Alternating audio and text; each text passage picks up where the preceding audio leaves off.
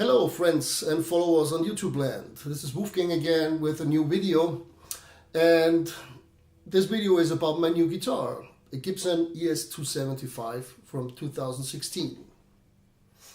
So I give you some reasons why I bought this guitar and why I'm happy with my purchase. Number one, I was looking for an arch top which has a smaller size and gives me a more modern sound.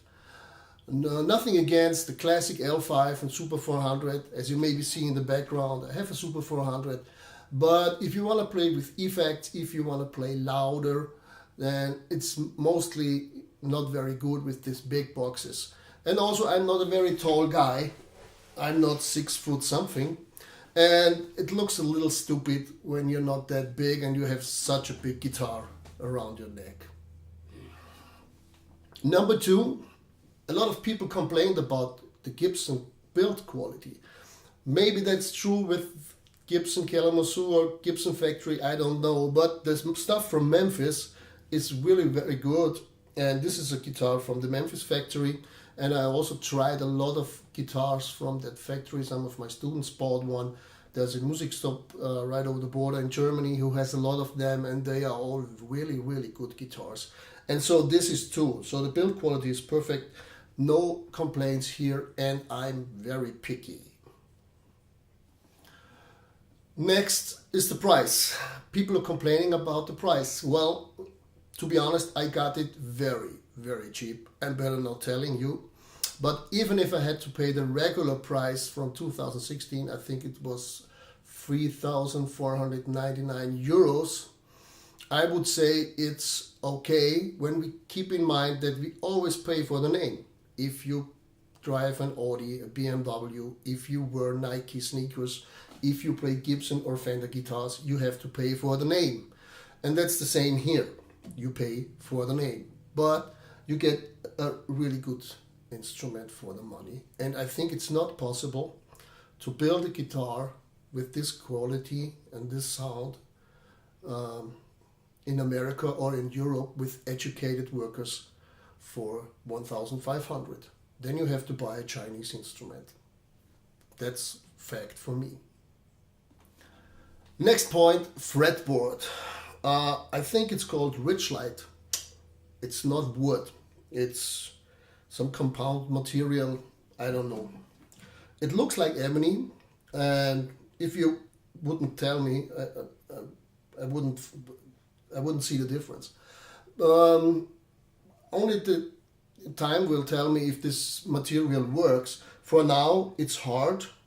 They say that it will stay that way, and I don't have to take care about it. Here in this climate, you know, we have winter and summer. Normally before winter, I have to oil all my fretboards. And if I don't have to do this with this guitar, that's only good for me. If the frets stay in the fretboard, and that's what I think is mostly important, then I have no problem with this material. I think this will be the future, because all this rare wood is harder to get for the companies, and that's the result. They try to find alternatives, and as long as the stuff is working, I have no problem with it. Okay? So next point is the neck and the whole playability. The neck, they call it, it's a Les Paul neck.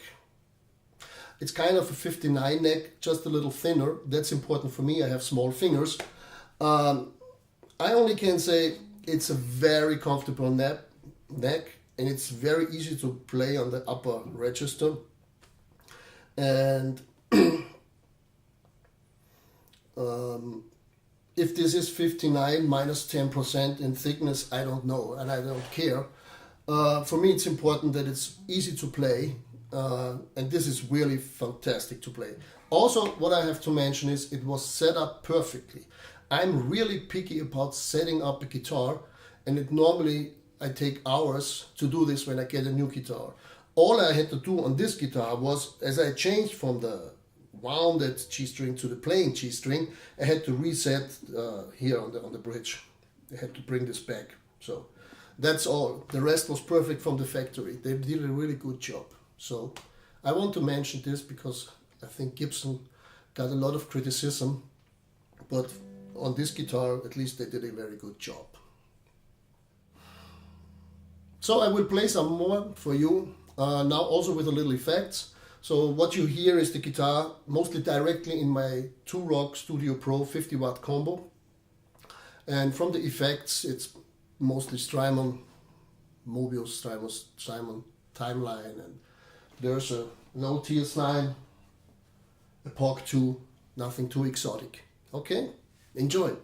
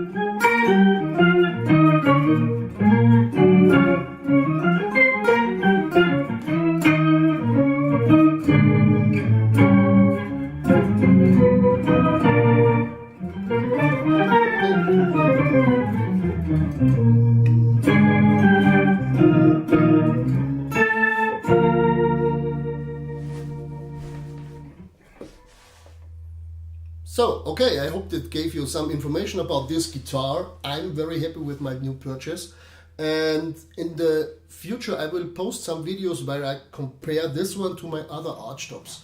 So you can hear all the differences when I go from the full-bodied Super 400 down to a semi-acoustic with the steps in between. So with the Archtop 2 from Paul Reed Smith in between and the ES 275 in between. I think this will be very interesting because you can hear that the more we go to semi-acoustic, the more it loses this percussive acoustic element and the more sustained we get. So whatever you prefer should be your choice. I hope you enjoyed this video and I hope it helped. So if so, leave a thumb up, and if you're not already a subscriber, subscribe to my channel. This will support me a little. Bye bye.